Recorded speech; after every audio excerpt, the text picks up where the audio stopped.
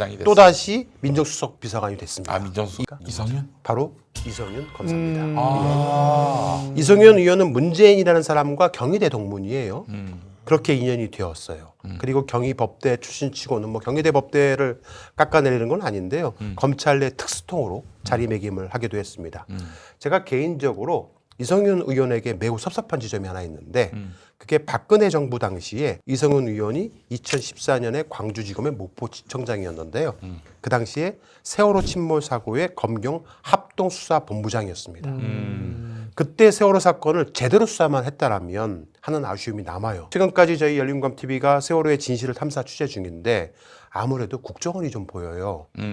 국정원을 빼고 국정원 배라는 소문이 있어요. 네, 세월호. 맞습니다. 국정원 배라는 예. 얘기까지 뭐 나왔었죠. 그러니까 국정원을 네. 빼고 세월호 사건은 그 진실을 이야기할 수가 없는데 당시 검경 합동수사본부장이었던 이성윤 의원은 과연 그때 세월호의 진실에 대해서 최선을 다해서 수사 지휘를 했는지 다시금 묻고 싶습니다.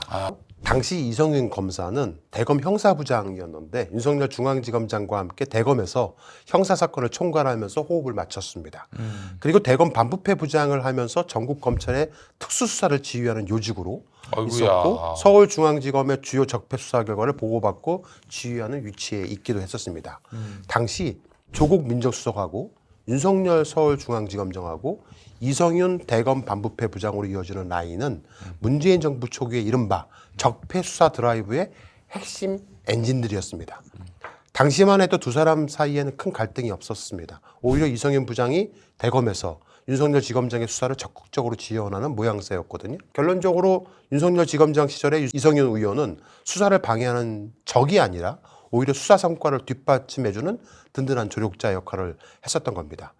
열린공감TV가 윤석열 서울중앙지검장 시절에 일어났던 라임 옵티머스 펀드 사기 사건 관련해서 탐사 취재를 하면서 저 사건에 이 라임 옵티머스 펀드 사기 사건에 정치인들 그리고 검사들 그리고 정관 변호사들이 깊숙이 개입되어 있었다는 사실들을 알게 됐습니다. 그리고 결국 해당 사건을 취재하던 중에 그 당시에 서울중앙지검장이었던 윤석열이가 꼬리자르기를 했다는 사실들을 알게 된 거죠. 그러면서 저희가 이낙연까지 삼부토건까지 가게 된 겁니다. 이철 중앙지검장을 이어받은 사람이 이성윤 당시 지검장이었고 이성윤 중앙지검장 지휘하에 버닝썬 사건과 연루된 경찰들이 윤기근 총경에 대한 수사를 마무리했습니다. 근데 정말 어처구니 없게 수사가 마무리되었습니다. 이른바 버닝썬 사태의 발단이 된 김상규 씨 아시죠? 네. 폭행 사건 피의자. 경찰이 와가지고 김상철 씨를 데리고 가면서 오히려 두드러 팬 거예요. 피해자와 가해자가 바뀐 이제 그렇죠. 대표적인 그래서 지금 이제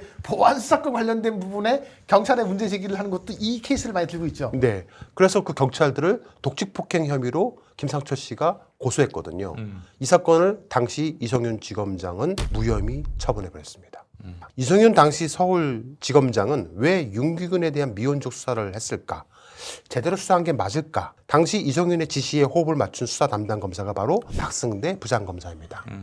당시 박승대 부장검사가 2019년 이성윤 중앙지검장 일 당시에 형사 3부장으로 중앙지검의 핵심 간부였거든요.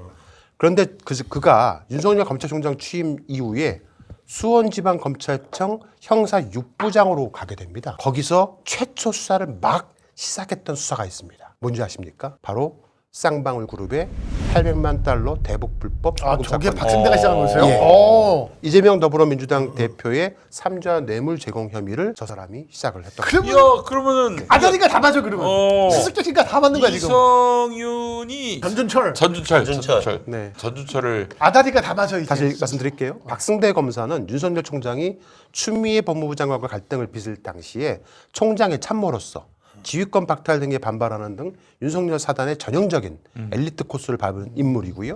2020년 서울 남부지검 2차장을 역임하고 이후에 인사에 좌천돼서 옷을 벗었습니다. 문제는 박승대 검사와는 한 기수 아래인 사법연수원 31기 검사가 있는데요. 윤석열이 서울중앙지검장 시절에 서울중앙지검 반부패 수사 1, 2부장 등의 요직을 역임했던 인물이 고용권인가? 있습니다. 반부패 수사부장으로서 당시 살아있는 권력을 수사하는 윤석열의 핵심 참모 중에 한 명이었는데요.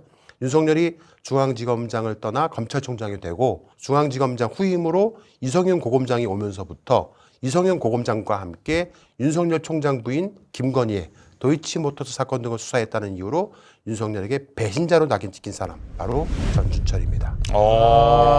방울 김성태 사건입니다. 저는 지금 이야기를 좀 그냥 음모론적으로 해석하면 네. 박승대와 전준철은 원래 친애하는 윤석열 형의 아끼는 동생이었으나 네.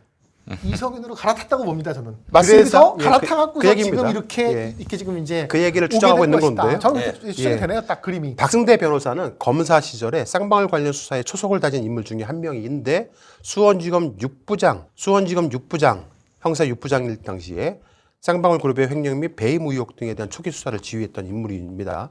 문제는 박승대 검사와 전주철 검사 둘이 윤석열 사단으로 분류됐던 인물들이었고 훗날 전주철 검사는 이성윤 사단에 들어가면서 윤석열과는 척을 졌지만 둘 다 현재 각각 변호사로 활동 중에 있는데 박승대 변호사가 법무법인 지평에 근무를 하고 있고 전주철 변호사는 법무법인 광장의 변호사로 활동 중에 있는 겁니다.